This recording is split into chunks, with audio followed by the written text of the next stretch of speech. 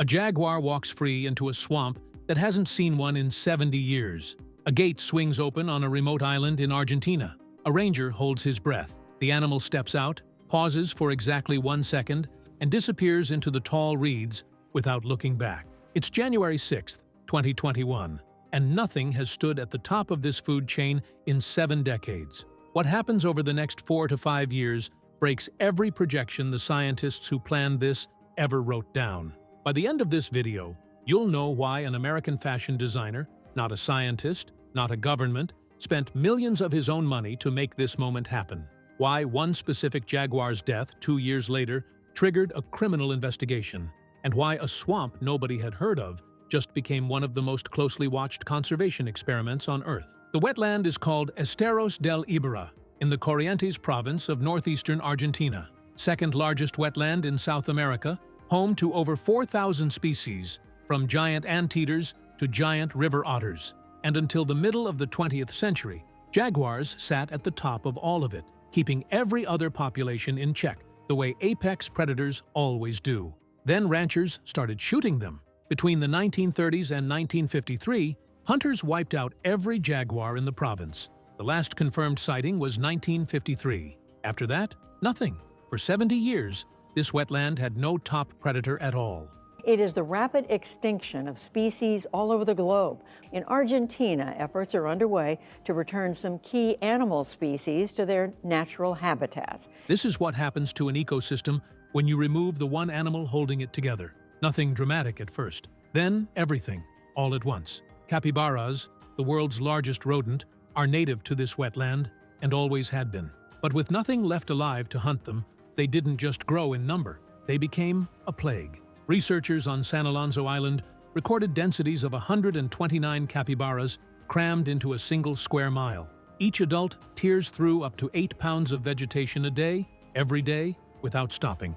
Multiply that across an entire wetland, and you get grasslands eaten down to bare mud, faster than the land could ever grow back. Birds lost nesting cover, insects lost shelter. The swamp was quietly grinding itself down to nothing in plain sight. And nobody on Earth had a plan big enough to stop it. The government had no plan. The locals had already accepted the collapse as permanent. The only thing that stopped the bleeding was a controversial American millionaire who decided, out of nowhere, to start buying up hundreds of thousands of acres of dead ranch land. Doug Tompkins co-founded the North Face. Then he co-founded Esprit. By the late 1980s, he'd made hundreds of millions of dollars, looked hard at the industry he'd built, and walked away from every cent of future income it could have made him. He and his wife Christine, former CEO of Patagonia, the company, moved to South America and started buying land, not to develop it, not to profit from it, to hand it back to the wild. That decision made almost nobody happy at first. Argentine media called it a private kingdom of the Americans. Locals asked the obvious question: why do 2 wealthy foreigners want hundreds of thousands of acres of swamp and dead ranch land? Was this about water rights? Was this a business empire wearing a conservation mask? Tompkins kept buying anyway. Roughly 150,000 hectares around Iberá alone. Most of it eventually donated to help create Iberá National Park, protecting close to 1.7 million acres. Land back in public hands didn't fix the ecosystem by itself, though. So how do you put a top predator back into a place that spent 70 years learning to live without one? The wetland was still missing the one animal it had been built around, and getting that animal back would turn out to be the hardest part of the entire project. You don't just open a crate and release a jaguar into the wild and hope for the best. That's how you get a dead jaguar and a dead cow within a week. Argentina had maybe 200 wild jaguars left in the entire country, scattered so thin the gene pool was already collapsing on itself. In 2012, conservationists built a reintroduction center on San Alonso Island, isolated enough that a jaguar could relearn how to actually be wild, instead of a captive animal wearing a wild animal's body. The first arrivals came in 2015, smuggled in from Brazil, from Paraguay, from rescue centers scattered across the continent, because a population built from too few bloodlines was a population already halfway to extinct. Human contact was kept to almost nothing. No names spoken near them, no hands. These jaguars had to hunt live prey inside semi-wild enclosures, or they didn't get released at all. Every animal wore a GPS collar and was watched constantly. Get comfortable around people, or fail to make a kill, and that jaguar stayed in captivity permanently. Because a predator that stops fearing humans doesn't become friendly. It becomes a livestock killer. And one livestock killer can end an entire conservation program overnight. They tested the whole idea on something smaller first. In 2007, a rescued giant anteater named Capybara went free in Ibarra, alone, with no guarantee she'd survive a single season.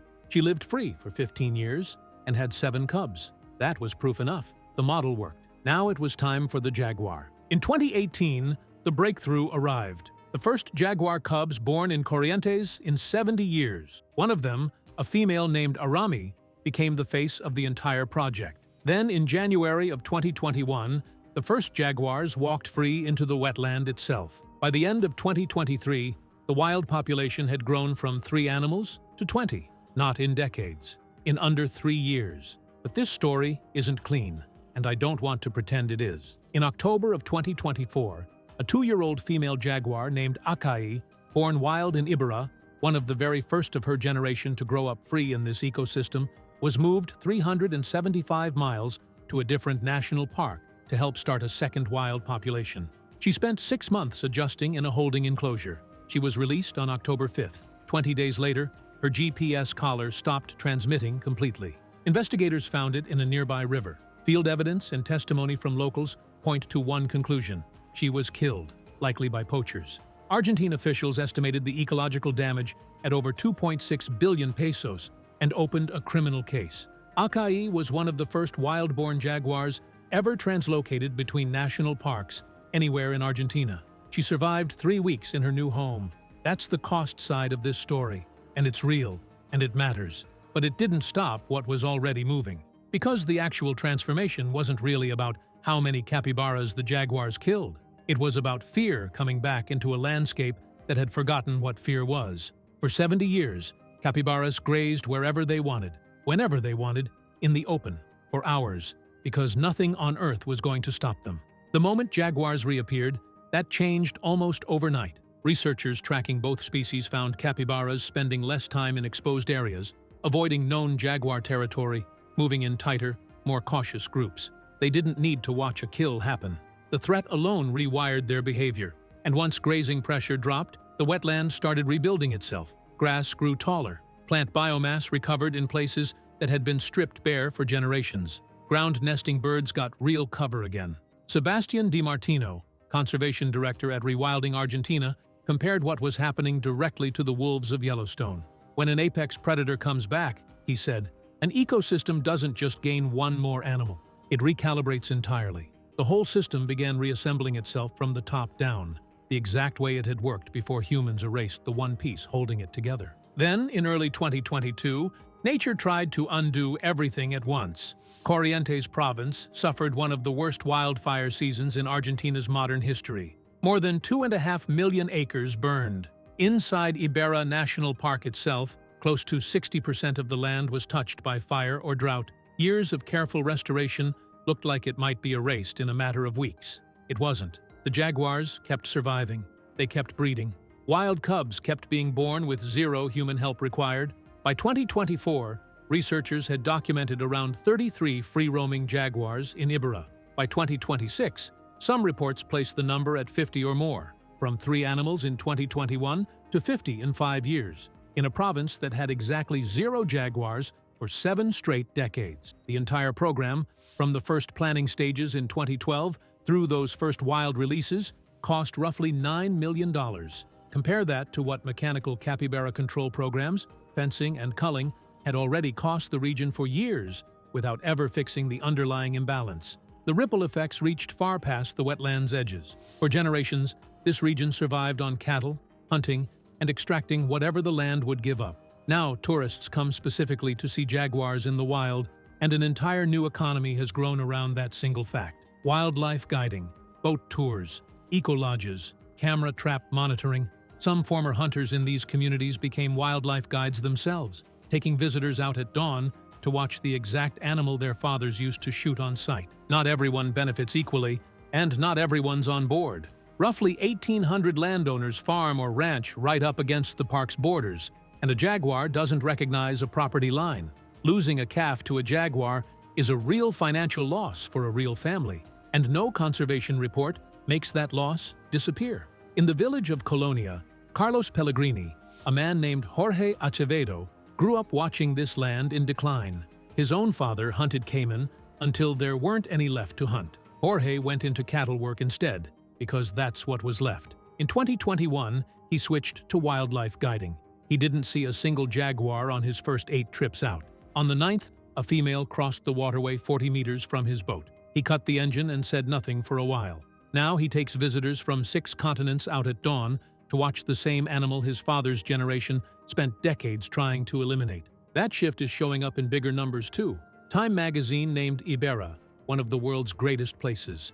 The United Nations World Tourism Organization recognized Colonia Carlos Pellegrini as one of its best tourism villages on the entire planet, a town that used to survive purely on cattle. The tension between what the ecosystem needs and what individual ranchers can afford to lose is still unresolved, though, and pretending otherwise would be dishonest. So this is the real question sitting underneath all of this. An ecosystem that had been stripped of its top predator for 70 straight years came back, not gradually, but explosively, the moment that one animal was returned to it. Grass regrew, birds came back, an entire regional economy reorganized itself around conservation instead of extraction.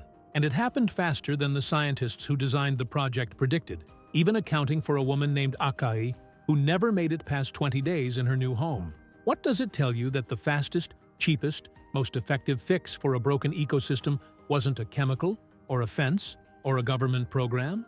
It was putting back the one thing that was always supposed to be there in the first place. If a wetland can come back this fast after 70 years of total collapse, what does that say about every other damaged ecosystem we've simply given up on? Tell me what you think.